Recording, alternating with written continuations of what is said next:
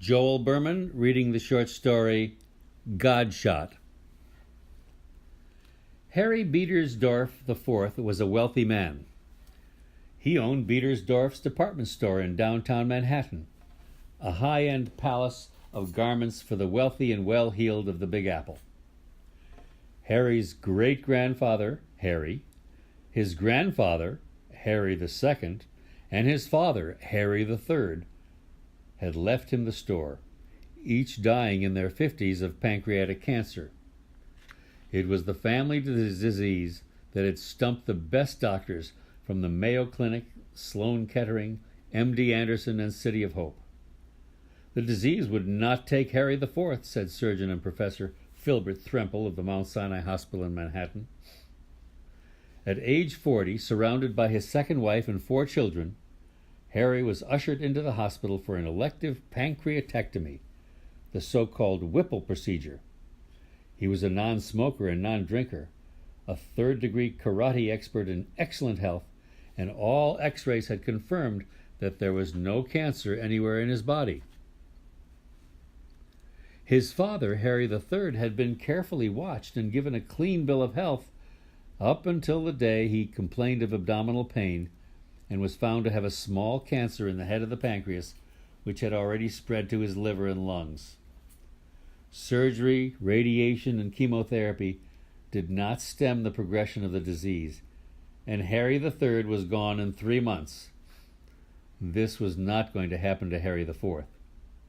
After much discussion with several hepatobiliary surgeons, the hospital ethics committee, and his own family, the major surgery would be performed before there was any evidence of cancer.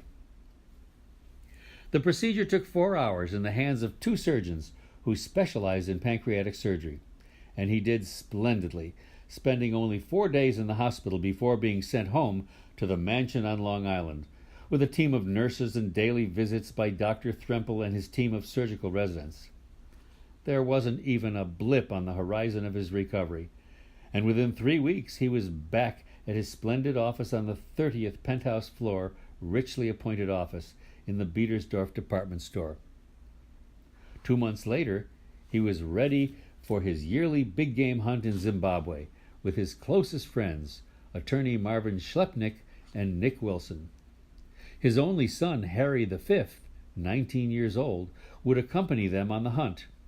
They were eager to complete the Big Five, namely lion, leopard, white rhinoceros, elephant, and Cape buffalo. The Betersdorf mansion had several rooms dedicated to trophies dating back over 100 years, including several species and beasts that were now extinct. The yearly hunt had been written up in newspapers and magazines by animal activists for many years, frequently making mention that, quote, God was punishing the family for killing the beautiful animals each year by giving them the pancreatic cancer curse, unquote. The comments about a ridiculous curse would now end, said family members, as the 4 men boarded their private jet and began the trip to Zimbabwe. They would land in Harare, where they would be met by Harmoth Gazanders, a 52-year-old big game hunter and guide, who guaranteed several trophies for a 1-week experience costing upwards of $300,000, including taxidermy and shipment. This was Harry V's first trip big game hunting with his father, but he was no novice handling a .416 Remington and a .416 Rigby, as well as a .485 Winchester. The team loaded up with solid and soft-nosed bullets costing upwards of $100 each round. This was a rich man's sport, if one even wanted to call it a sport. The guides guaranteed safety and trophies for the well-heeled hunters. The entire hunting party consisted of the 4 clients, the guide, and 17 porters. They started out on the hunt the following morning with their sights on getting Harry V his first lion. The campsite was set up and breakfast served at 4 a.m. for the eager party. They spent the next 5 hours in a jeep traveling over several miles and seeing huge herds of impala and wildebeest and the occasional smaller game. These they left alone, seeking out a male lion for the trophy room, to to embellish with Harry the Fifth on the placard. They broke for lunch, returning to camp, and then, having had an early start, rested through the afternoon until the evening, when they could hear the animal noises surrounding the camp. However, they heard no lions. Harry the Fourth and his son, Harry the Fifth, rifles loosely in hand, took a brief stroll away from the blazing campfire into the moonlit area close to the camp, and enjoyed a father and son camaraderie they had not had for many months because of the surgery and recovery. Suddenly they heard a roar 50 feet in front of them, and hardly able to position his rifle, the senior Harry raised the weapon and found himself facing a charging male lion, and he was looking into the soulless yellow-brown eyes as the beast charged forward towards him. Unable to take aim, he fired toward the oncoming beast, and immediately everything went dark, and Harry felt a terrible burning in his shoulder. Then there was a flash of light and a severe pain in his chest, and he felt himself falling forward onto the ground. And for some strange reason, he was looking into his own blue eyes and gazing down at his own body with a terrible gash across the chest. And then he felt himself running faster than he had ever run before, and finally the pain in his shoulder became a burning fire, and he stopped and lay down in the underbrush. Something was wrong. He had been running on 4 feet, not 2. He felt different, and as he looked down, he was shocked as he stared at the fur which now enveloped his body. This was a dream. He had been knocked unconscious by the lion. He was in a dream state. He tried to reach up to his face and wipe away the sticky liquid which seemed to be coming from his shoulder. Then he saw them. His hands. His hands were paws with bloodied claws. He tried to stand up and realized that his balance had changed. He sat for a moment and realized the horrendous truth. He had somehow turned into the lion he was hunting. The pain in his shoulder was the glancing bullet he had fired and missed its target. Glancing off the lion's shoulder, now his shoulder. But he was thinking like a man, not a beast. This was wrong, all wrong. He raised his head and looked back towards where he had been standing, almost 100 yards away. He could see his son leaning over his own inert body, and suddenly the guide appeared and was pointing towards him and lifting a rifle. There was an explosive sound, and the shrubs next to him exploded as the shell hit within a few inches of his chest. Now his mane. Yes, incredibly, he had somehow become the lion he was hunting, and his human body was lying mangled on the ground, dead, where he, as the lion, had ripped his chest open. He turned and began running away from the man with the gun, who had turned from him to the dead body of and the son, Harry the Fifth, who was kneeling over his dead father. He ran until he could no longer run, found a cave and entered it, lay down, and fell asleep. He was sure he was in a dream state and knew that when he awoke everything would be back to normal.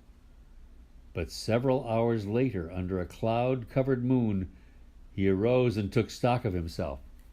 He was indeed that lion. He was a lion. How could that be? This was impossible. He thought for a few moments. Then he felt the burning in his shoulder. He assessed it was just a flesh wound. He could move without much pain, and he reveled in the power he felt in his muscular body. He began to move slowly back to the camp, and when he was within 20 feet, he could hear human voices. The guide was speaking to his son. "I'm sorry, sir. The lion came out of nowhere, and you shouldn't have wandered so far from the camp. We warned you to stay near the fire, and your father should have known better than to go so far away with you." The boy spoke in a quivering voice. "That lion ripped his chest apart with a single swipe of his claws. My dad fired one shot at him and must have just grazed him. Do you think he's still around here?" The hunter shook his head. "He's miles away by now. I'll have to go after him in the morning. The bearers will take you, the 2 other men, and your father's body back at sunrise." "No," said Harry the Fifth. "I'm going with you to see that lion killed. I have to." Too dangerous, son. I'll go alone. No, absolutely not. I am paying for this safari, and I am not leaving without that dead lion. The others can go with my father's body. The hunter let out an audible sigh, shook his head, and turned away from the boy. They were standing near the blazing campfire and knew that no beast would approach close to the fire. The hunter went into his tent and left Harry the alone by the fire, standing with the rifle in one hand, staring down at his father's body, now wrapped in a tarpaulin. Harry the as the beast, moved closer to the boy and the fire. Surely he could speak to him and communicate this miraculous transition. He snuck closer to the boy, and when he was just 10 feet away, he attempted to speak to him. He mouthed the words, "Harry!" But the sound came out as a terrible roar, and the boy turned, holding the rifle, and began to point it at the beast, now just a few feet from him. He took aim and was about to pull the trigger when Harry the as the lion, reached his paw forward to deflect the gun and found himself ripping his son's body to shreds. The boy fell forward dead, and the father, as lion, stared for a moment and then turned, as if by some unknown instinct, raced away from the campfire. 2 days later, the newspaper headlines reported the deaths of father and son, Harry the and Harry the last of the Biederdorfs. In the newspaper was written, "In some strange way the curse has been broken. There will never be another death from pancreatic cancer in that family." The animal rights people said, "God has exacted the ultimate punishment." 6 months later, several porters awoke at the same campsite to find an emaciated dead male lion lying in front of the dwindling campfire. The beast had scratched what appeared to be the letter H in the dirt in front of its right paw. The carcass was taken to the ranger station where a necropsy was performed. The examiner explained to the game warden, "This must be that killer lion. He's got a gunshot wound to the shoulder, but that didn't kill him. Must have died a terribly painful death, though. Very unusual for a lion." He pointed to the inside of the carcass. "Pancreatic cancer."